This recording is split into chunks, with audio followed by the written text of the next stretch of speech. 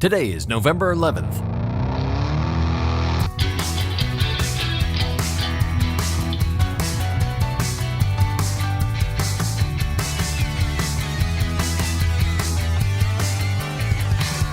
It's the 316th day of the year, and this is the On This Day podcast. Today is Veterans Day here in the United States, a day to honor military veterans of the U.S. Armed Forces. Today is also Remembrance Day in the United Kingdom, Canada, and Australia, a day of memorial for members of the armed forces who have been killed in action. Both days coincide with Armistice Day, a day to commemorate the armistice that ends the Great War, World War I, observed in the U.S., the U.K. and Commonwealth of Nations, France, Belgium, Serbia, New Zealand, and elsewhere around the world on this day. The armistice that ends the First World War is signed in a railway car in the forest of Compiègne around 5:15 in the morning, taking effect 6 hours later at the 11th hour of the 11th day of the 11th month. On this day, in 1918, all war is brutal and horrific, but the First World War that begins at the end of July 1914 and ends on this day in 1918 is one of the most horrific battles in the history of the world, certainly one of the deadliest wars in history, and you could say one of the most pointless wars we've ever had.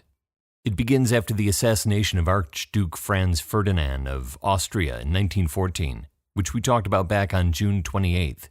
His assassination sparks a diplomatic crisis between Austria-Hungary and Serbia.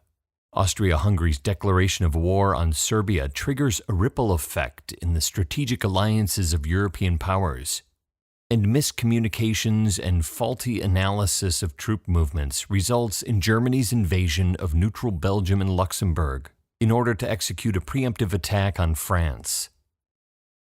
For the next 4 years, the Allied forces and Central Powers are bogged down in a stalemate of gruesome trench warfare, with the nightmare of poison gas raining down from above, mustard gas and chlorine, and the horrors of trench rats in the mud below, swarming like flies in the summer.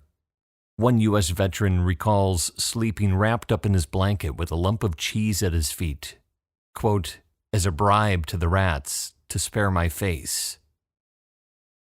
The First World War is a turning point in armed conflict. It's the first war to see large-scale use of chemical weapons and submarine warfare. It also sees the introduction of tanks, of flamethrowers, of submachine guns and light automatic weapons, of fighter airplanes, aerial bombardment, and anti-aircraft guns.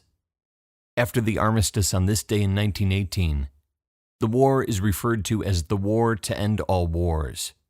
But really, it's a trial run for the monumental Second World War yet to come. The fighting continues up until the last minute. Literally. U.S. Army Sergeant Henry Gunther from Baltimore, Maryland, is killed in northeastern France at 10:59 a.m. on this day in 1918, 1 minute before the armistice takes effect. 6 hours earlier, the armistice is signed in the private railcar of Marshal Ferdinand Foch of France, the Allied Supreme Commander. His is railway carriage number 2419D.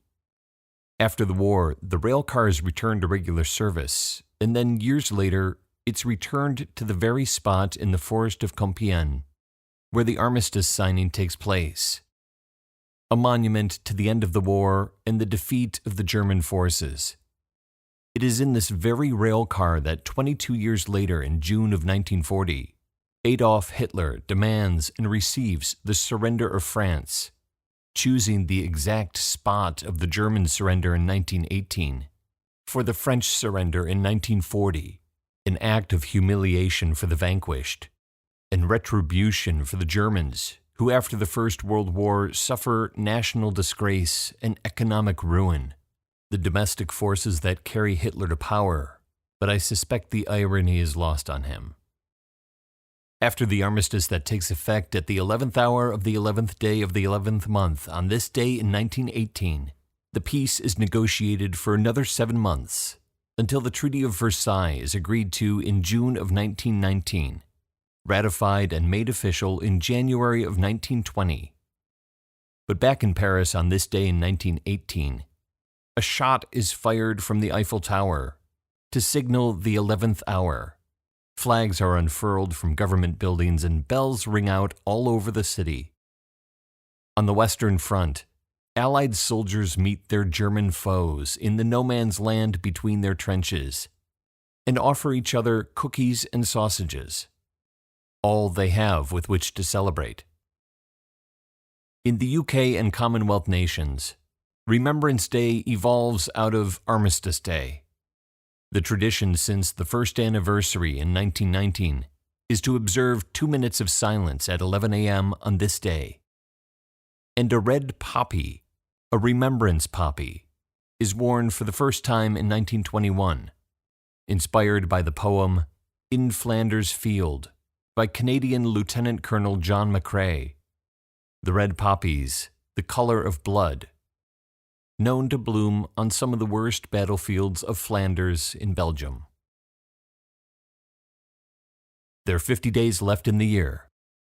On This Day is produced by me, Dave Schultz. Thank you very much for listening. On this day in 1921, President Warren Harding dedicates the Tomb of the Unknowns in Arlington National Cemetery, burying an unidentified American serviceman from World War I as a monument to all of those who have died and remain unidentified. Since then, unidentified soldiers from World War II, the Korean War, and the Vietnam War have also been buried in what is unofficially called the Tomb of the Unknown Soldier. So if you're still listening, talk to you tomorrow.